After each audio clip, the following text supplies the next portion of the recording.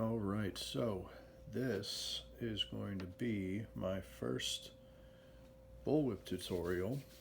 And so the first things first, we need to build the core of the bullwhip. The bullwhip is going to be built in layers. It's going to start with a core, and then there's going to be 3 layers of plaiting or braiding, and then a final overlay of braiding, which will be the full length of the bullwhip, which this particular one I'm going to be making is set to be 12 feet long at the end. So the very first thing we need to do, like I said, we need to build the core. So what I have is, this is 3/8 inch sinker cord. You can buy this real easy at Walmart or Amazon or pretty much anywhere sporting good type stuff is sold. I've cut about 10 feet, so the core is going to extend about 10 feet into our 12-foot whip. And then up here at the top, as you can see with the sinker cord, and then you'll see it later with their power cord, it can be a little fuzzy. So we're just going to seal that real quick with a lighter. This isn't super important to do to the core because it's going to be buried in so much plaiting and binding and other things. But it kind of helps for the next bit of our process, which is going to be shot loading the core. What that is we're literally going to load this cord with some little BBs, which I have here. These are probably far too fancy to be using for this, but they were the only ones I could find at the time. They are steel BBs. You're gonna want to get metal like steel, just like plastic BBs for like toy BB guns aren't really going to have the mass, because the point of loading the core is to give it mass and give it weight, so that then it accelerates the whip, eventually ending in the pop or the crack at the end. So that's what I'm going to be using, but just get cheap. This again, this is far too nice. Huh. All right, so we're not going to load the whole thing because that would be far too much. So what I have is about, I think it's about 1.5 feet, and then right here I just kind of have it bound. If we focus a little bit, maybe not. Well, it's just bound with a little bit of artificial sinew, which we're going to be using a lot of, just to kind of create a stop, kind of like a stop block sort of, for the BB, so that they don't slide around inside the core. Eventually, all this is going to be compressed by layers of plaiting and binding again, but for now, we're just going to need that to stop the BBs from sliding around. So we're going to go ahead and grab a bunch of these BBs. Now, it's really easy for these to go flying all over the place, so let's just see if this will work, just having them on kind of a paper towel. Yeah, that should be fine. All right, and then so shot loading the core, relatively easy, but also tedious. You're just going to take the BB, you're just going to stuff it in there, and then just with your fingers slide it all the way down until it gets to that piece of artificial sinew. Where is it? There it is. All the way down. Boom. There you go. And now we just need to fill the whole thing up. So I'm probably not going to sit here and record that whole thing. Well, you know what I'll do? I'll go ahead and throw a time lapse in here. So be back in a second after this is shot loaded.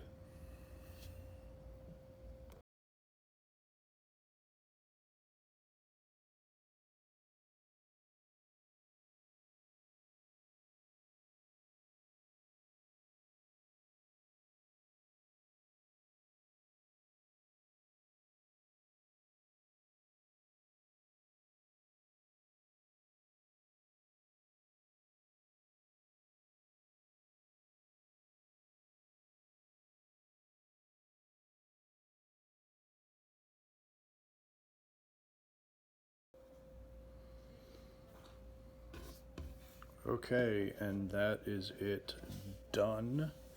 In real time, that took me a little less than 20 minutes to shot load this hole about 1.5 feet. Now, you don't have to do 1.5 feet of BBs. You can do less. You technically don't have to shot load your whip at all. I'm just choosing to because this is going to be 12 feet long, and so I want it to have a good lot of power, and giving it this weight towards the handle means more energy is going to be distributed down the rest of the whip, and then you're going to get a nice big boom at the end. Okay, so now that I've done the shot loading, I've left about an inch or so up here at the top empty, because now we are going to insert the handle. And for the handle, this is just a 1/4 inch steel rod, just steel rod from Home Depot.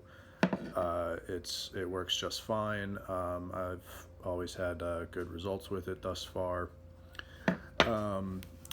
Now for the end up here where you did the burning, if it's not bad and didn't like balloon or mushroom too much, you can just leave it. But to just make a nice transition, you can kind of clean it up a little, just so that when you put the handle in there and then tape it down, it just kind of lays nice. There's not like a little kind of ugly bump there. Okay, so now for the handle, we're just going to go ahead and insert it. That end is the cut end. This end is a little bit smoother. You want to, after you cut it, you'll want to take like a file and just kind of soften the edges so that it slides in a bit easier. And you just insert it. If you really want to go the extra mile, you can actually take a file and file a little rebate in here so that the paracord or the sinker cord sits like really literally flush. I don't usually take that extra step, but that's just me. Okay, so that is set in there, and now we're going to attach it, secure it to the handle. Now you could take artificial sinew and bind it on there. I'm not going to do that. I am going to use some hockey tape. Now, from what I understand from looking at the various other YouTube videos and stuff online, there is apparently this like faux pas, I guess you could call it, of using electrical tape. I guess people don't like that. I don't care. Whatever tape you have on hand is going to work just fine as long as it's, strong enough. So the electrical tape, the only thing I could say about it, negatively at least, is that sometimes it's not quite as sticky as other tapes. And then if you're going to use it in places other than like attaching the handle, it's not going to be as flexible as like the hockey tape, because the hockey tape is basically like a fabric, whereas this is just plastic. So I'm going to use hockey tape. And so to attach the handle, we're basically just going to tape it on. And it's basically that simple. And now you could just stop there because now it's attached. I usually like to go all the way up the length of the handle. Just kind of sort of makes me feel better, I guess. But it also gives a little bit of protection to the handle because it is steel, so it could technically, oxidize or rust. I feel like that's unlikely with all the layers of paracord we're going to put on here. But, hockey tape is cheap, so I'll just use a little bit extra. It's not a big deal.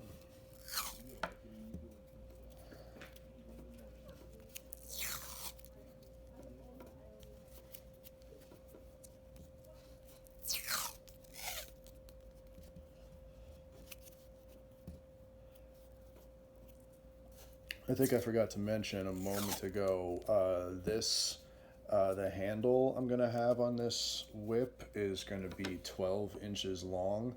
And so this piece of steel I cut at about 13, because at the end, the top bit over here where we're going to be attaching all of our paracord for the different layers is going to be sloppy, and I usually cut that off.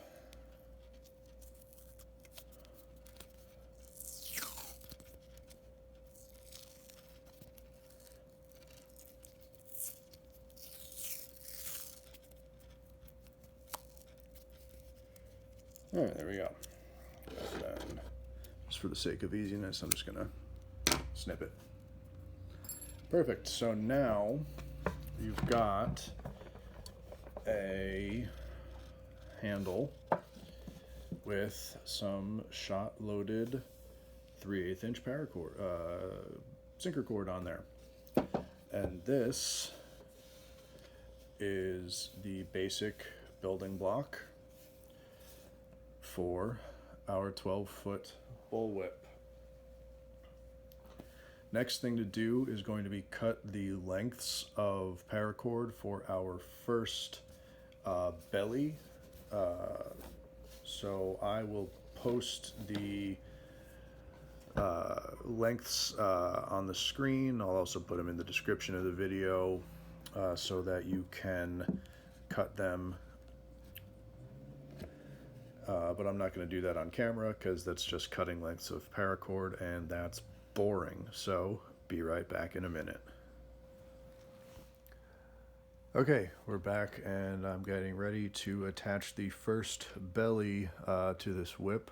Again, it's going to have 3 bellies and an overlay to make a grand total of 12 feet of length.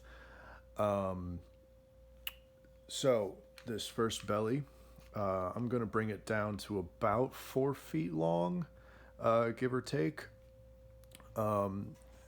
If you don't have a vise of some sort, it would be a really good idea to get one. They just really, really help as far as having an extra pair of hands. You can do this just loose, or you could attach it to a hook on the wall or something like that as well. But I like having a clamp or a vise. It just really helps. Again, having that, a third hand kind of a situation. All right, so we've got our paracord. Again, I put the lengths in the description. They are, if I recall correctly, 9 feet, 7 feet, and 5 feet, I think, is what I did. You're not going to need the whole thing, and really the tapering lengths there is just to it's an attempt to cut down on waste. You're not going to use all of these. That sentence makes sense, I promise. You're going to have to be dropping strands as you go, and really it's just going to be a matter of your length and how much and the taper of that you're trying to achieve, which is going to determine when and how often you actually drop your strands. So to attach these, just going to kind of wrap them like that. Going to go from behind.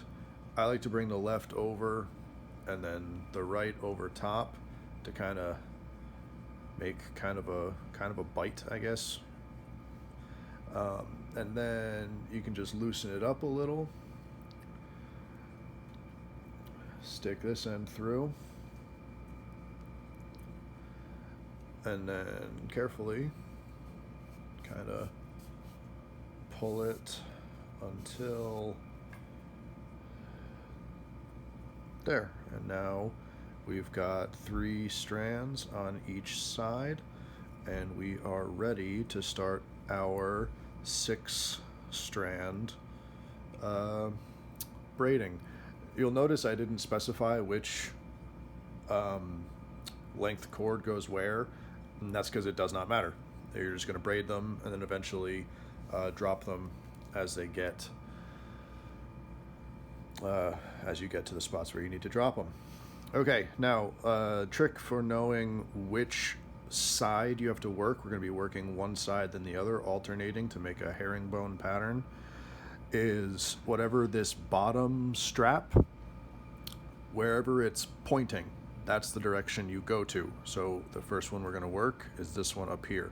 Now for the 6 Plat braid, I like to, on one side, I will go under 1 over 2, and then on the other side, I'll go under 2 over 1. For some reason that I don't entirely understand, to be honest, it just kind of works nicer. So that's what we're going to do. So this is the first one we're going to start.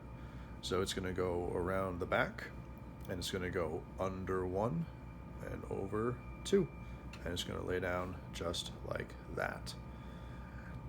All right, and then we go to this side. That's the one we're going to work, and then we go under 2 over 1, and that is how we plait. Now, don't pull too hard when you're first starting your belly, because these aren't super secure right now. Basically, the only thing that's going to hold them is friction. So if you pull too hard, you could just move the entire strand, and we want them to stay about equal length. So as you could see, we were starting about an inch or so back from the actual handle transition, and that's because we're doing these 3 bellies. If we were only doing 2 bellies, I would have started at the end of the handle and just braided the whole thing. By the way, quick shout out to Nick's Whip Shop. He is where I learned this technique for making these longer length bullwhips. So I wanted to give him a quick little credit right there. There is a bit of a change that I do to his technique coming, which is going to happen way at the other end of this project in the final overlay. So we'll get there when we get there. I like to plait pretty tightly, so I pretty much always give everything a good snug, a nice strong tug almost every single time I plait. You don't have to do that. It's just I like having a nice tight bullwhip. Gives me a lot of action, a lot of accuracy, control. But that's just me. You can take this basic technique, basic idea, and then you more or less modify it to what you need your whip to do. Because I'm going to be binding this pretty kind of a lot as well when we get to the binding in a few minutes. And then how much you bind it is going to be reflective of how you want the action to be as well. So basically, I'm just going to braid, and then make sure that as you're going, you keep all of this down at the bottom. Try to keep it untangled, because it real quick turns into a rat's nest, and that's no good. So I'm going to braid for a while. I'm probably going to try to at least cover the whole shot loading with this 6 plat, but I'll come back as soon as I get to the point where I'm going to drop one of these strands.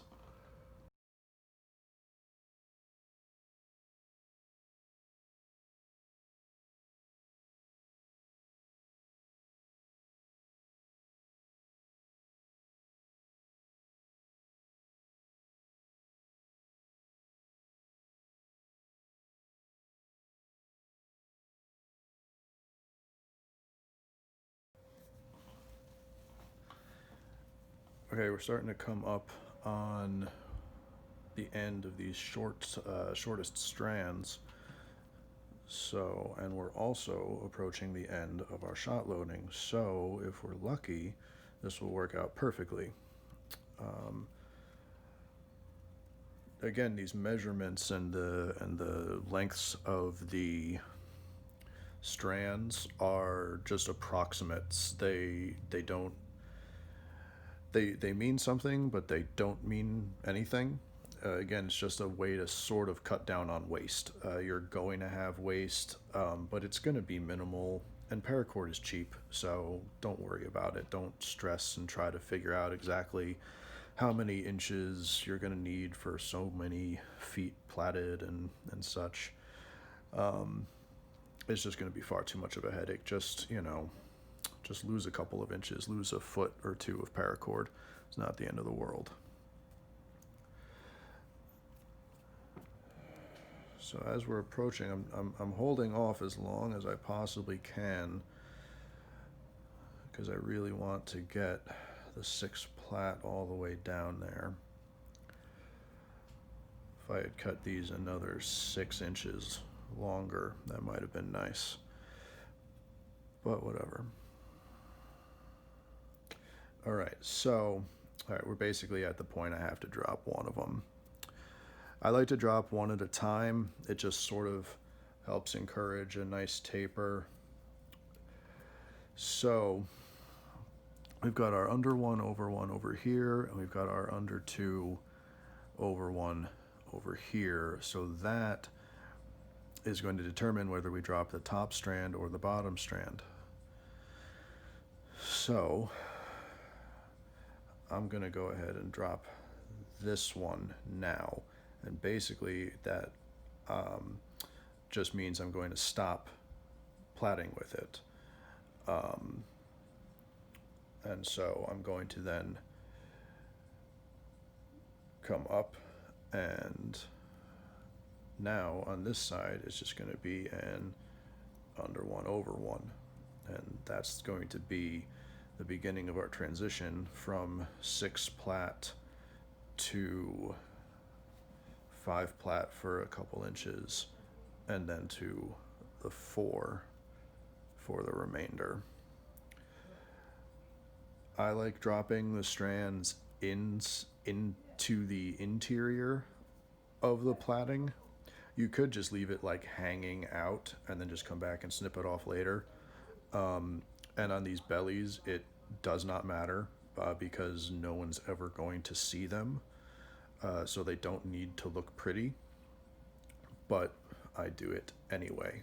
That's just how I drop strands. And so because this was so short, we're basically just going to kind of leave it there, and it'll just incorporate into the core. Actually, I might snip it off because this one is basically ready to drop now too.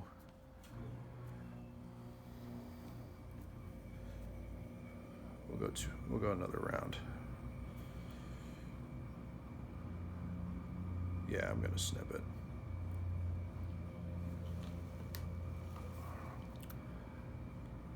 So I'm just gonna snip it up close. Boom, and that's the end of it. That's the end of that strand. And now this one is going to drop next as soon as it makes it to the top. Where am I? There I am.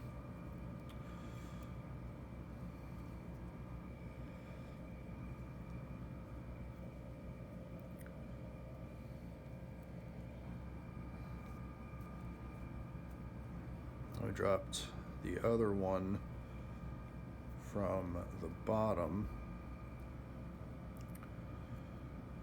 So now this one, we're going to drop from the top. We're just going to lay it down, and then we're just going to plait under one over one.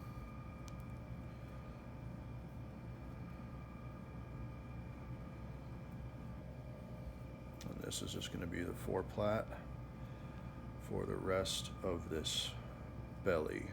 We're getting to the end of our shot load right there. Again, would have been nice if I had another 6 inches, but oh well.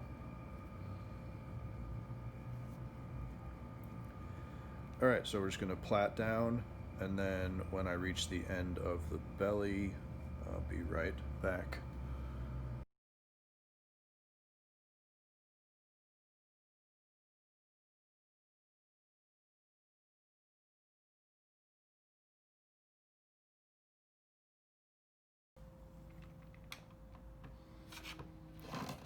Okay, so only got another, I don't know, 6 inches or so.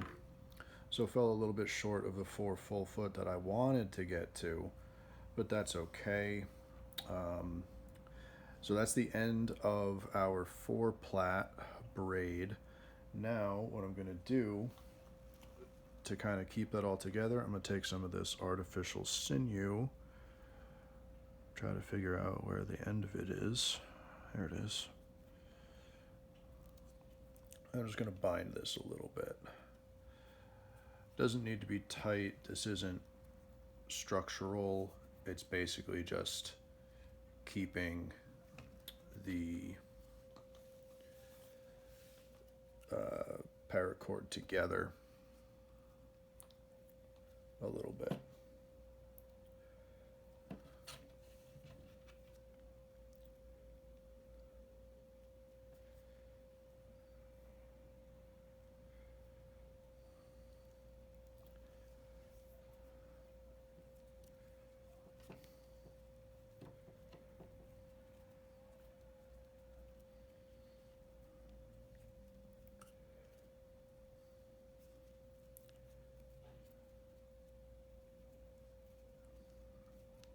Okay, now before I cut that off, I'm gonna bind just a little bit more of it. I'm gonna cut this one, I think, in half. So put that about there. And then I'm just gonna bind all of this down. And what this is doing is it's just kind of a little bit more length of taper for the future bellies to go around.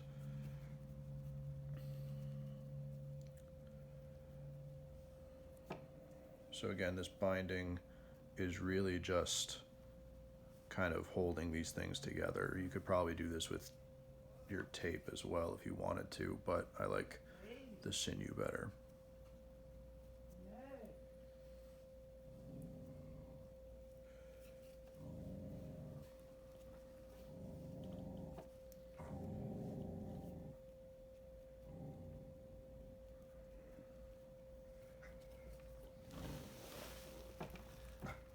And then when I get down here,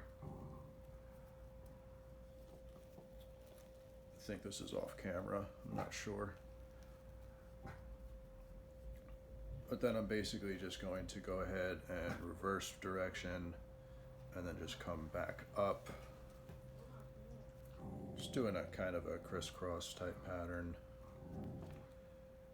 Again, this isn't super important that it looks nice. No one is ever going to see it unless they decide for some reason or another to rip this bullwhip apart and see what its insides look like.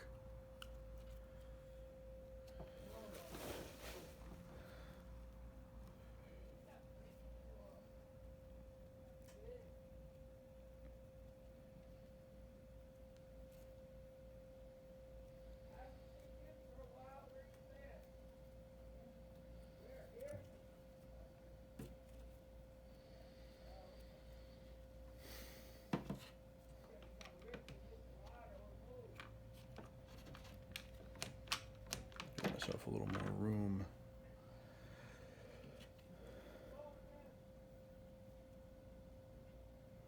Just tuck that in. There it is.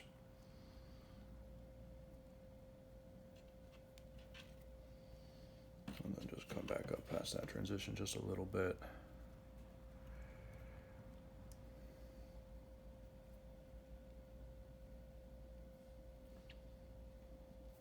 All right, now I'm going to snip the sinew off. Grab myself a little tiny piece of it.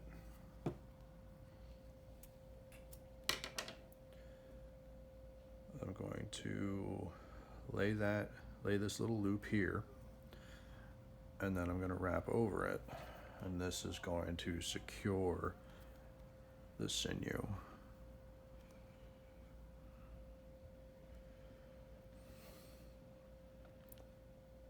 Don't do this bit too tight because we're going to pull the sinew through with that loop in a second. And so if you really bear down on that and get it super tight, you're not going to be able to pull it back down through. And so then you just grab onto this end, and that loop shrinks in, and then pop. And now that is secure. And the first belly of our whip is done. The next thing to do is grab a piece of wood, and we're actually going to roll this belly. Okay, so now what we're going to do is we're going to roll the whip, which you basically just take a piece of wood of one kind or another. It doesn't really matter as long as it's, smooth enough. You can put it on the ground or on a table if you have one that's convenient and big enough. And we're literally going to roll it back and forth while applying pressure with the wood. So it's just like that. And we're going to do that the whole way down the plaiting. And what this does is it helps to even out and tighten up the plaiting.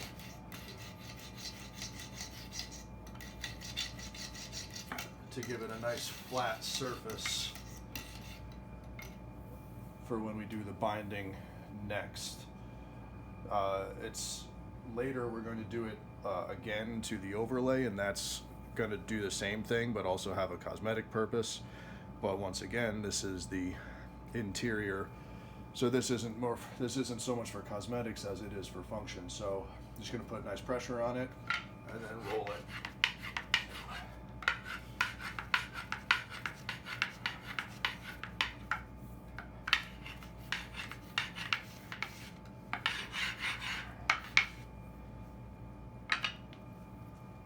And that's that.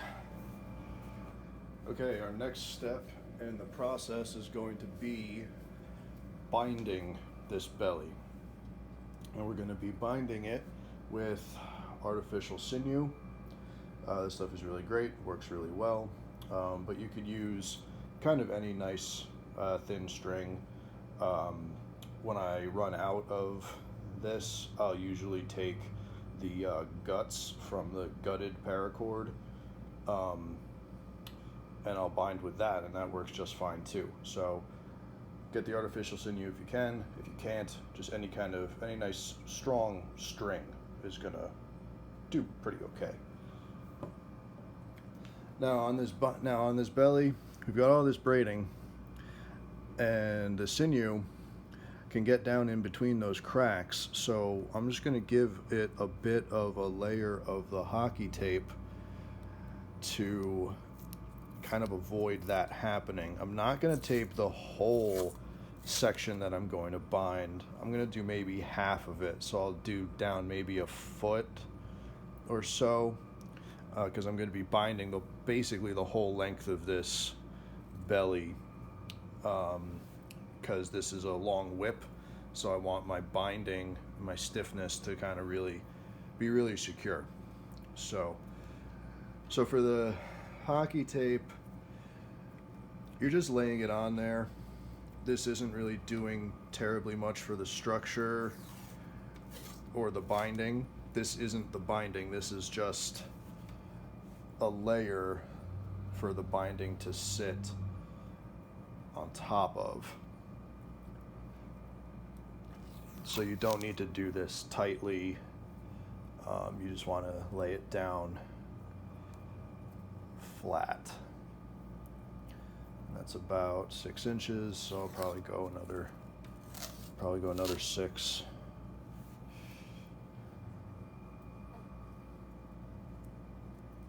Hopefully without binding the tape up too much.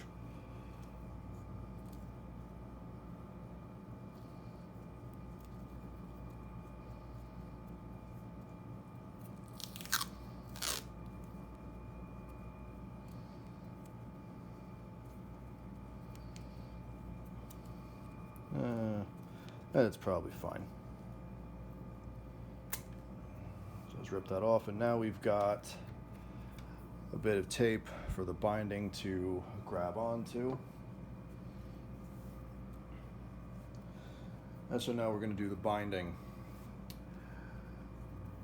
What I'm going to do is I'm basically going to do a crisscross pattern.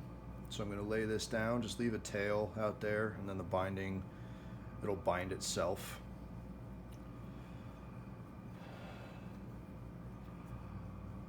So I'm going to do a couple of wraps up here to secure that tail.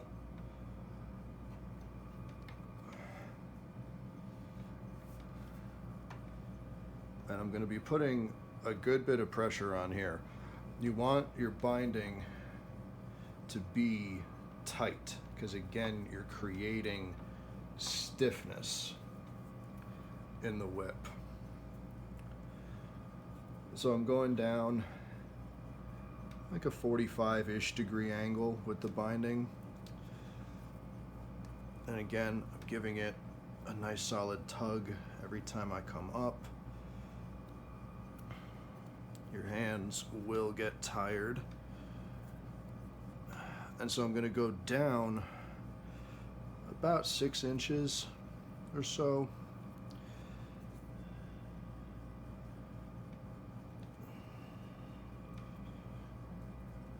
And then I'm going to come back up, again doing that crisscross.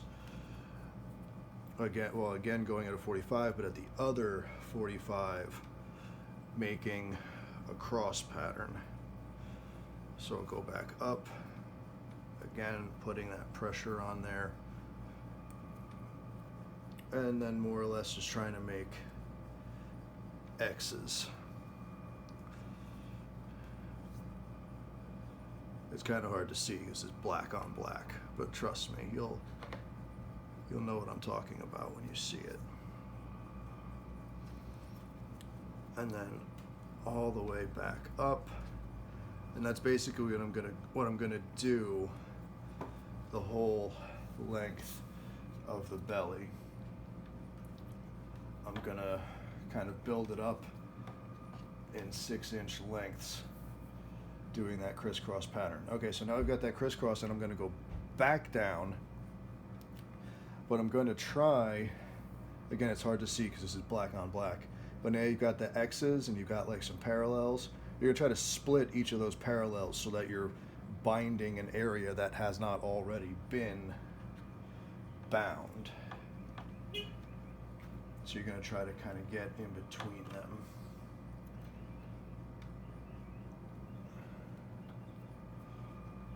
in between those parallels.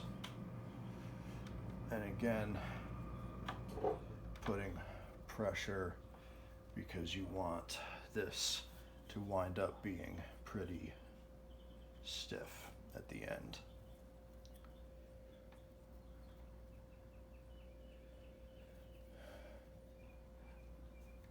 And then when I get down to the end of this binding,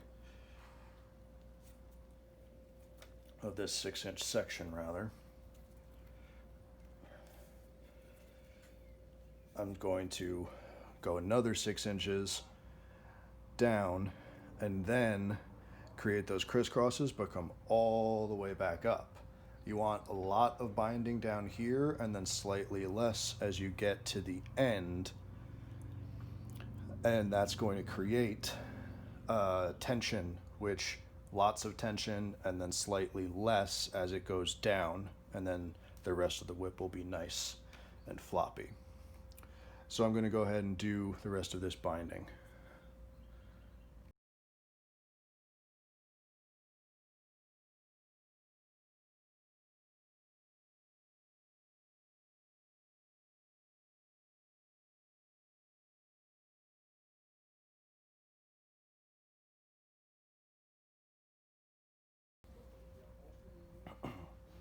Okay, we're done with the binding on our first belly, and as you can tell, when we started, this was basically just hanging straight down, but now it's actually holding itself up almost 6 inches out because the handle ends right there, and so it's already holding itself up, so we can see that we have a good amount of stiffness.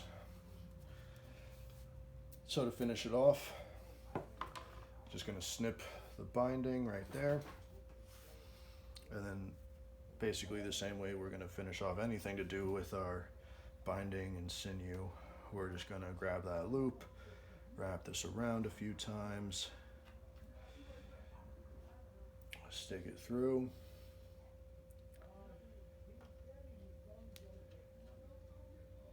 and then just pop,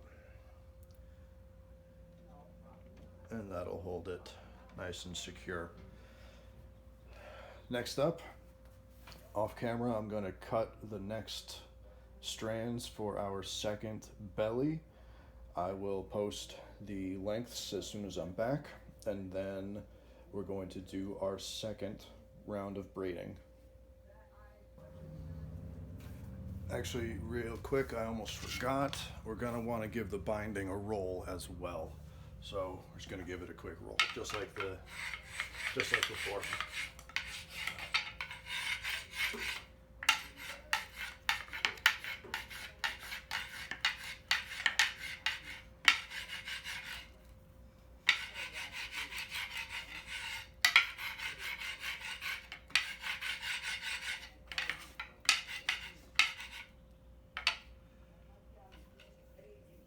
That one can be pretty light. You're just kind of flattening it out, flattening it off, rounding it out.